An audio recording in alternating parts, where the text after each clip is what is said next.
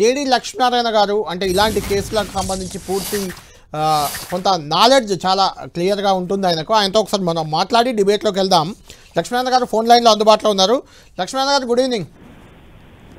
నమస్తే అండి. Good evening Lakshminarayana గారు. ఇప్పుడు కేటీఆర్ ఫార్ములా ఈ రేస్ ఏదైతే ఉందో ఏసీబీ కేసు ఒకటి ఉంది. దానికి సంబంధించి ఆల్రెడీ ఏసీబీ విచారణ పూర్తయింది, నివేదిక ప్రభుత్వానికి ఇచ్చింది. ప్రభుత్వం గవర్నర్ అనుమతి కోరుతూ ప్రాసిక్యూషన్ కోసం ఒక లేఖ కూడా రాసింది ఈరోజు. అంటే దీనిలో ఏం జరగబోతుంది అంటే ఏం జరిగే అవకాశం ఉంది? గవర్నర్ అనుమతి ఇస్తారా? ఇచ్చిన తర్వాత ప్రాసెస్ ఎలా ఉండబోతుంది? అంటే కేటీఆర్ అయితే తనను అరెస్టు చేసేందుకే ఈ కేసు పెట్టారు, ఇది పొలిటికల్ మోటివేటివ్ కేసు అంటున్నారు ఒకటి.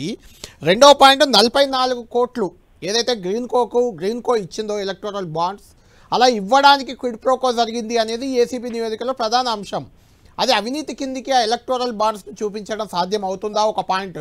రెండోది 55 కోట్లు ఈ ఫార్ములా ఈ కోసం మొత్తం వేరే బ్యాంక్ అకౌంట్కి వెళ్ళింది, అక్కడ ఆ డబ్బులు ఉన్నాయి. అసలు ఇందులో అవినీతే లేదు, అవినీతి ఎక్కడుంది? ఇదో లొట్టపీస్ కేసు, కేవలం తనపై రాజకీయ కక్ష సాధింపు అని కేటీఆర్ అలిగేషన్ ఇప్పుడే మనం విన్నాం. అవసరమైతే లై డిటెక్టర్ టెస్ట్కి కూడా తాను సిద్ధం అంటూ ఒక సవాల్. దీన్ని ఎలా చూస్తున్నారు? ఈ కేసు మొత్తాన్ని ఎలా చూస్తున్నారు? ఈ కేసులో ఏం జరగబోతుంది? ఒక గతంలో మీరు చాలా సీనియర్ ఏసీబీ అధికారి, మీరు సిబిఐ అధికారి, ఇలాంటి కేసులు చాలా చూస్తుంటారు. అంటే ఈ ప్రాసెస్ ఎలా ఉండబోతుంది అనేది.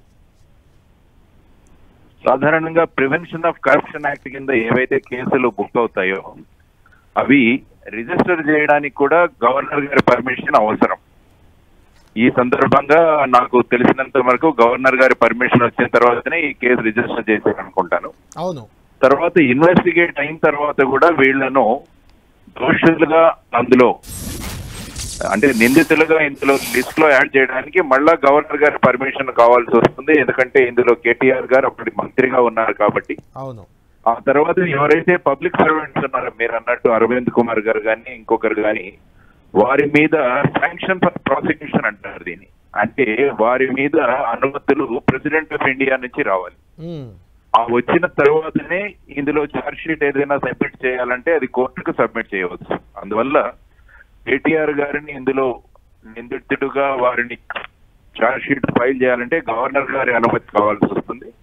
మిగతా పబ్లిక్ సర్వెంట్స్ ఎవరైతే ఉన్నారో వారి సందర్భంగా ముఖ్యంగా అరవింద్ కుమార్ గారి కేసులో ప్రెసిడెంట్ ఆఫ్ ఇండియా, ఎందుకంటే ఆయన అపాయింటింగ్ అథారిటీ కాబట్టి ఆల్ ఇండియా సర్వీసెస్ ఆఫీసర్, ఆయన శాంక్షన్ ఫర్ ప్రాసిక్యూషన్ ఇచ్చిన తర్వాత ఈ కేసులో ఛార్జ్ షీట్ అన్నది ఏసీబీ కోర్టులో ఫైల్ చేయవచ్చు. ఇది ముఖ్యంగా ఇందులో గమనించాల్సిన ప్రధాన విషయం. అంటే ఈ కేసుని ఇప్పుడు మనం కేటీఆర్ వెర్షన్ విన్నాం, ఇది పొలిటికల్ మోటివ్ కేసు అని ఒకటి. రెండవది అసలు ఇందులో అవినీతే లేదు, అసలు ఏసీబీకే విచారణ అర్హత లేదు అనే దాన్ని ఎలా చూడాలి మనం? అంటే ఏమవుతుందంటే ఛార్జ్ షీట్ ఫైల్ చేసేదానికి పోలీసులకు అధికారం ఉంటుంది. ఓకే.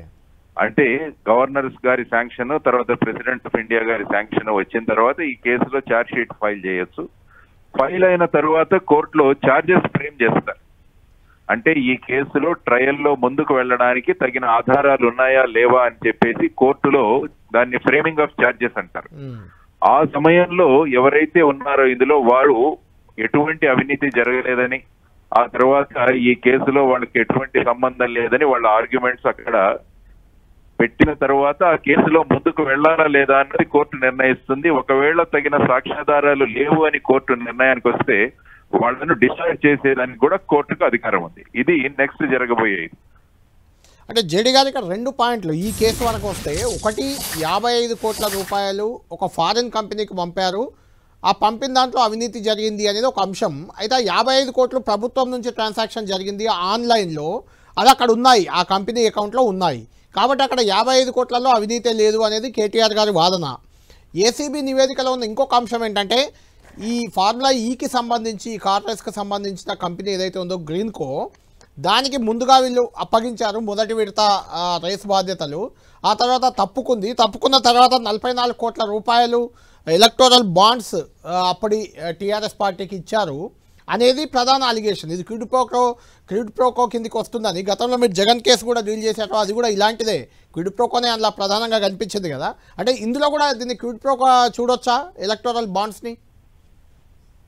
అంటే ఎలక్టోరల్ బాండ్స్ కింద మీరు చూసినప్పుడు ఎలక్టోరల్ బాండ్స్ ఎవరికైనా ఏ పార్టీకైనా ఇవ్వచ్చు అన్నది ఒక నిర్ధారణ.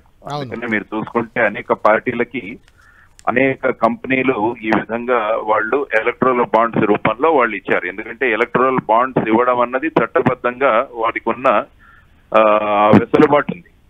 కానీ ఈ పర్టికులర్ అమౌంట్ ఏదైతే ఉందో ఈ ఫార్ములా రేసింగ్ కొరకే వాళ్ళు ఈ విధంగా ఇచ్చారు అన్నదానికి తగిన సాక్ష్యాధారాలు ప్రూవ్ చేయాలి. అంటే ఏదైనా క్విడ్ ప్రోకో ఉందంటే దానికి కేవలం వారు ఈ విధంగా అమౌంట్ ఇచ్చారు ఎలక్ట్రల్ బాండ్స్ అన్నది ఒక విషయం అయితే, ఈ ఎలక్ట్రల్ బాండ్స్ లో ఇచ్చిన దానికి ఫార్ములా రేసింగ్ లో వాళ్ళు పొందిన ఏదైతే లాభం ఉందో ఈ రెండింటిని కనెక్ట్ చేసేటట్టు ఎవిడెన్స్ ఉంటే అప్పుడు దాన్ని వాళ్ళు చూపించవచ్చు. కాబట్టి ఏసీబీ వాళ్ళ ఛార్జ్ షీట్ లో కానీ ఏ విధంగా ఈ రెండింటిని లింక్ చేయాలన్నది తీసుకురామైన అంశం. ఏదైనా కూడా దానికి తగిన సాక్ష్యాధారాలు ఉండాలన్నది కోర్టులు మన దగ్గర నుంచి ఆశించే ప్రధానమైన అంశం. అది లాస్ట్ ఫైనల్ క్వశ్చన్ లక్ష్మణ గారు, 55 కోట్ల రూపాయలు ప్రభుత్వం నుంచి ఆన్లైన్ ట్రాన్స్ఫర్ జరిగింది ఈ వ్యవహారంలో. ప్రధానంగా ఆ 55 కోట్లు ఒక ఫారిన్ కంపెనీ ఎఫ్ఈఓ అకౌంట్లో ఉన్నాయి. ఇక్కడ 44 కోట్లు గ్రీన్కో టీఆర్ఎస్కి ఎలక్టోరల్ బాండ్స్ ఇచ్చింది. ఆ 55 కోట్లు అక్కడ ఉన్నాయి, ఆల్రెడీ పంపినాయి. ఈ 44 కోట్లకు ఆ 55 కోట్లకు లింక్ చేసే అవకాశం, అంటే ఒక అధికారిగా గతంలో మీకు సుదీర్ఘ అనుభవం ఉంది, ఏమైనా కనిపిస్తుందా ఇందులో? అంటే ఈ 55 కోట్లు అన్నది వేరే కంపెనీకి వెళ్ళింది అవును అన్నారు. ఎందుకంటే ఆ ఫార్ములా ఈ రేసింగ్ నడపడానికి ఏదైతే ఛార్జెస్ ఉన్నాయో అవి గవర్నమెంట్ అకౌంట్ నుంచే వెళ్ళింది. అవును. యాక్చువల్ గా మీరు ప్రివెన్షన్ ఆఫ్ కరప్షన్ యాక్ట్ ఒకసారి చూస్తే, అవినీతి నిరోధక చట్టం చూస్తే, అంటే అందులో డైరెక్ట్ గా ఎవరు డబ్బులు తీసుకోవాల్సిన అవసరం లేదు. ప్రభుత్వ చర్యల వల్ల ఎవరైనా మూడవ వ్యక్తి లాభపడినా కూడా దాన్ని కూడా క్రిమినల్ మిస్కాండక్ట్ అంటారు అందులో. అంటే సెక్షన్ 13 ప్రకారం అది కూడా ఒక కరప్షన్ ఛార్జీ అవుతుంది. ఓకే. సో ఈ విధంగా ఆ అమౌంట్ ఏదైతే వెళ్ళిందో అది గవర్నమెంట్ అకౌంట్ నుంచి బయటికి వెళ్ళిందని అంటారు మీరు. సో వెళ్ళిన తర్వాత ఆ కంపెనీ అకౌంట్ లో వెళ్ళిందంటే ఆ కంపెనీ లాభాల్లో అది కూడా వెళ్ళింది. అందువల్ల గవర్నమెంట్ నష్టపోయింది, ఆ కంపెనీ లాభపడింది అన్నది ఒక రకంగా చూస్తే, మరి గవర్నమెంట్ ఈ డబ్బులు ఆ కంపెనీకి ఇవ్వడానికి ప్రధానమైన కారణం ఏంటి అన్నది కూడా చూడాలి. అంటే ఇది ఫార్ములా రేసింగ్ నడపడానికి వాళ్ళకి ఇచ్చారా, లేకుంటే ఏమాత్రము జరపకుండా ఇది కేవలం ఒక క్విడ్ ప్రోకో లాగా, లేకుంటే వాళ్ళు ఆ విధంగా పంపారా, తర్వాత ఈ 24 కోట్లకి 40 కోట్లకి ఏ సంబంధం ఉందని ఇవన్నీ కూడా చూడాల్సిన అంశం. అందువల్ల ఛార్జ్ షీట్ మనం క్లియర్ గా చదివితే తప్ప అందులో ఏ విధమైన అంశాలను వాళ్ళు పొందుపరిచారని చూస్తే తప్ప మన దగ్గర సాక్ష్యాధారాలు ఏమీ మన దగ్గర లేదు. కేవలం కొన్ని విషయాలు మాత్రమే మన పరిధిలో ఉన్నాయి. కాబట్టి వీటి బేసిస్ మీద ఒక అంచనాకు రావడం అన్నది విషయం కాదు, అన్లెస్ అంటే ఆ ఛార్జ్ షీట్ లో ఏ విధంగా దీన్ని పొందుపరిచారన్నది చూడాల్సిన అంశం. లాస్ట్ ఫైనల్గా లై డిటెక్టర్ టెస్ట్ కూడా తాను సిద్ధం అంటూ కేటీఆర్ ఒక సవాల్ చేశారు. ఇలాంటి కేసుల్లో లై డిటెక్టర్ పరీక్షకు అంటే ఆయన సిద్ధంగా ఉన్నా అదంతా సాధ్యమయ్యే అంశమా జడి గారు? లై డిటెక్టర్ టెస్టులు ఇవన్నీ కూడా ఏమీ అడ్మిసిబుల్ ఎవిడెన్స్ కాదు.